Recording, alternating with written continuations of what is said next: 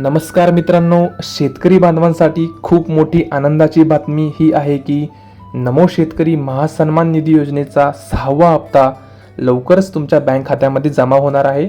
यासाठी सरकारने 1642 कोटी रुपयांच्या निधीला मंजुरी दिली आहे। तसेच अनुदानात वाढ होण्याचीही शक्यता आहे। तर मित्रांनो, संपूर्ण माहिती पाहण्यासाठी हा व्हिडिओ शेवटपर्यंत नक्की पहा।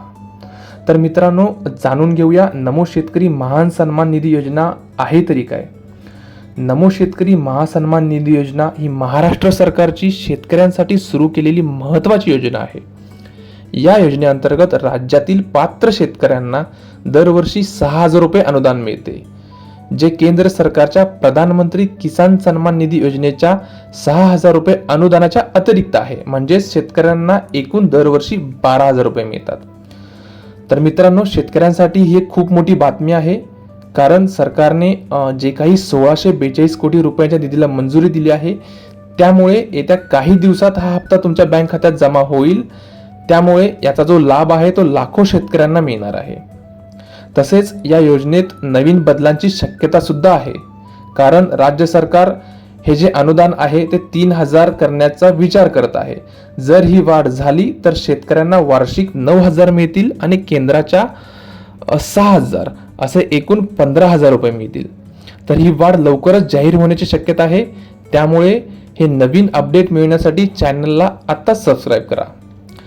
तर मित्रांनो, पैसे खात्यात आलेत का, कसे तपासायचे, हे ऑनलाईन स्टेटस चेक करण्यासाठी तुम्हाला नमो शेतकरी योजनेची अधिकृत वेबसाईट उघडावी लागेल।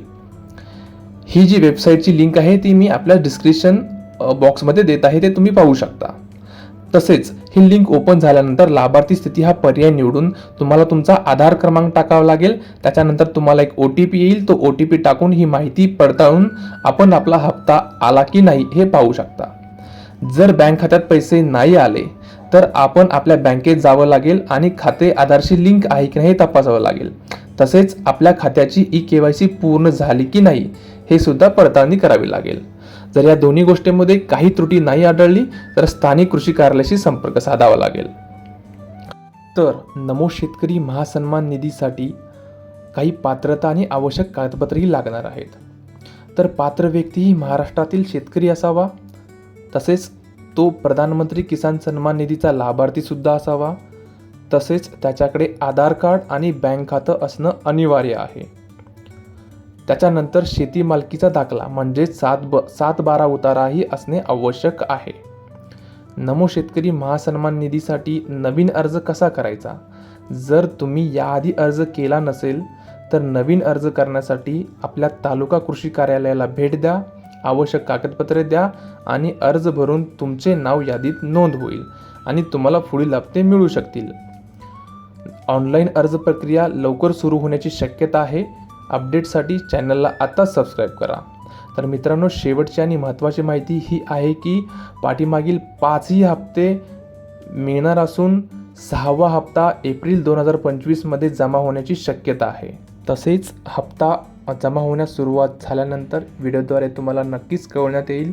त्यासाठी चॅनलला सबस्क्राईब करा आणि नोटिफिकेशनला ऑन करा। आणि तुमचे काही प्रश्न असतील तर कमेंटमध्ये नक्की कळवा। तर मित्रांनो, या महत्त्वाच्या अपडेटसाठी हा व्हिडिओ नक्कीच आपल्या शेतकरी बांधवापर्यंत शेअर करा। चॅनलला लाईक, शेअर आणि सबस्क्राईब करायला विसरू नका। धन्यवाद।